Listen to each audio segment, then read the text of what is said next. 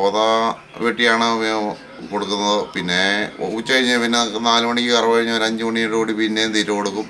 അത് ഓക്കെ മേസം തന്നെയാണ് കൊടുക്കുന്നത്. പിന്നെ പുല്ല് തന്നെ കൊടുക്കും. ഇതുപോലെയാണ് കൂടുതലും കൊടുക്കുന്നത്. അത് മെഷീനെ വെച്ച് കട്ട് ചെയ്ത് അരമണിക്കൂർ എടുക്കും അത് കട്ട് ചെയ്ത് വരാൻ.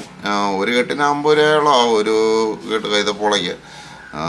ഇവിടെ നമുക്ക് കിലോ ടണ്ണിന് ടണ്ണിന് കാശിനാണ് മേടിക്കുക അവർ ഇറക്കി തരുന്നത്.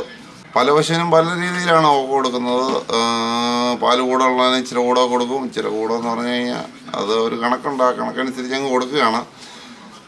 പാല് കൂടുതലുള്ളത് കൂടെ കൊടുക്കും. പിന്നെ കുറവുള്ളതിന് ഇച്ചിരി കൊടുക്കും. ചനയുള്ളതിന് വേറെ രീതിയിൽ കൊടുക്കും. അങ്ങനെയൊക്കെയാണ്.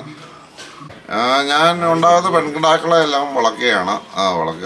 വളർന്നു വരുമ്പോഴത്തേക്കും ഒരു 75,000 രൂപ ചിലവാകും. ഒരു പശുവിൻ്റെ കാശ് തന്നെയാകും അതിനെ വളർത്തിയെടുക്കുമ്പോഴത്തേക്കും. അതിനെ വളർത്തി കുത്തിവെപ്പിച്ച്